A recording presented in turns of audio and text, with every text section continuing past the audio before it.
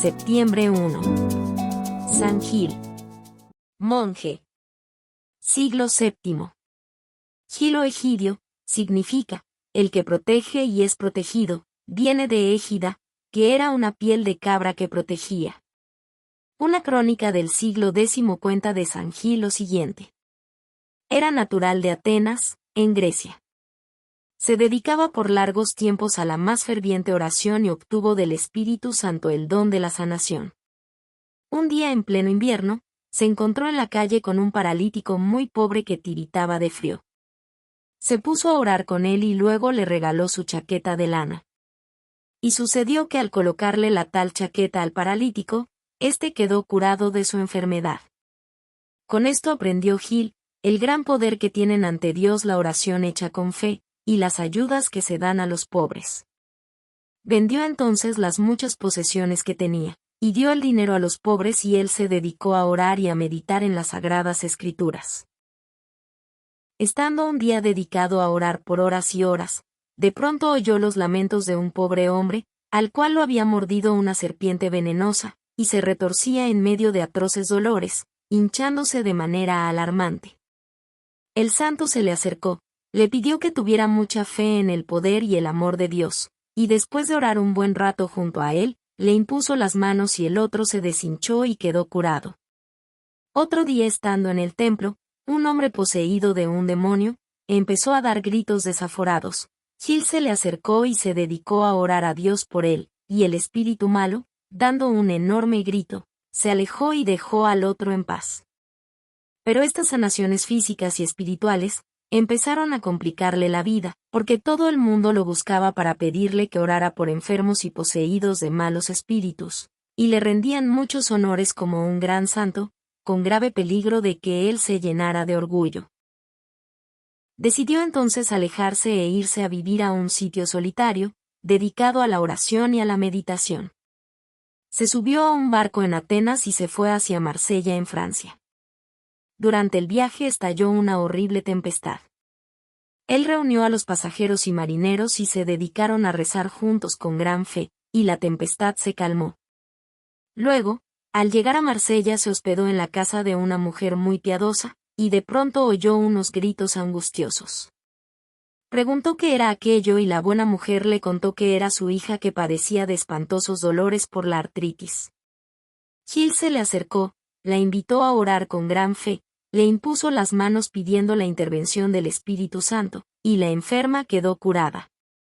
Ante esta noticia empezaron a llegar muchas personas a pedirle curaciones, y él se retiró a una región deshabitada, junto a un río, a dedicarse a la oración. Y allá en esa soledad, encontró a otro monje de su mismo país, Grecia, ya anciano y muy especializado en la oración y en la meditación, y bajo su dirección logró Gil hacer grandes progresos en el modo de orar y de meditar. Los campesinos de los alrededores, al conocer la presencia de los dos santos monjes, empezaron a llegar a pedirles oraciones, y conseguían maravillosas curaciones. Gil decía siempre, que todo se debía únicamente a las plegarias de su anciano maestro instructor. Pero un día llegaron unos campesinos a pedir la sanación para un enfermo grave, y el monje anciano no estaba ese día por allí. Gil les rogaba que aguardaran a que el otro llegara, pero ellos le decían que confiaban en su oración y en su don de sanación. Al fin, ante tantos riesgos le impuso las manos, rezando con mucho fervor, y el enfermo quedó completamente sano.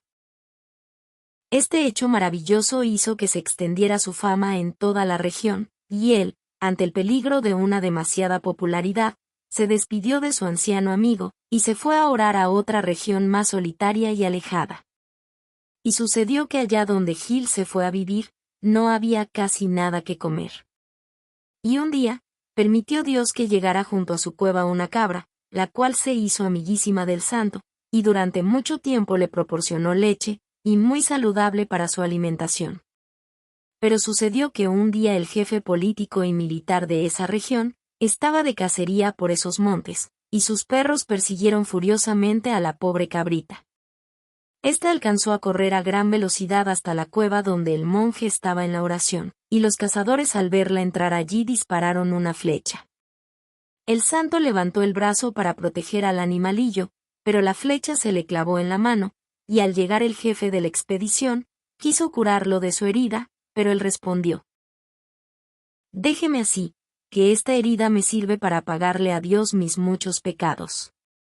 Y tal herida lo acompañó desde entonces hasta su muerte, y le servirá para pagar pecados propios y ajenos.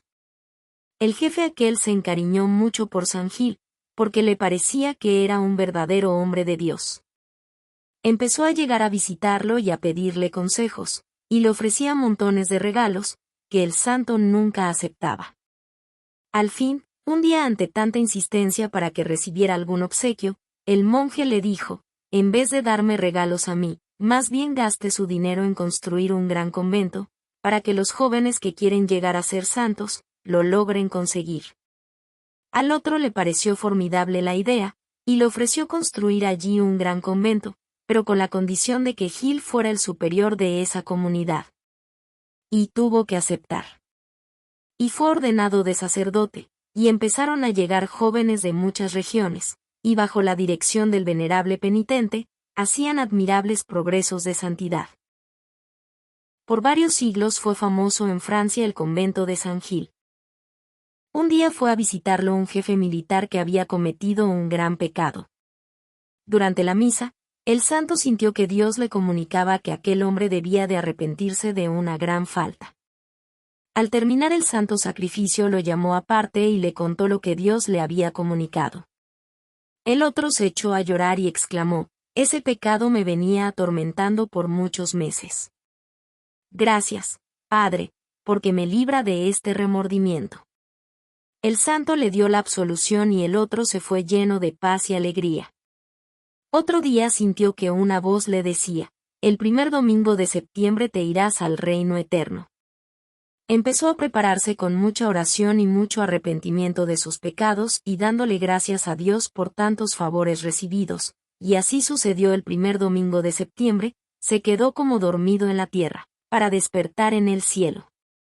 En la Edad Media iban muchas peregrinaciones a visitar la tumba de San Gil, en el convento de su mismo nombre. En el mundo hay más de 1000 parroquias que llevan el nombre de este santo.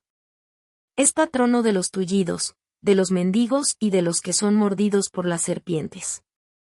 Que el Señor conceda a muchos más el don de la sanación. Si quieres conocer la vida de un santo cada día, suscríbete y activa la campanita.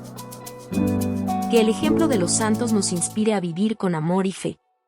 Paz y bien.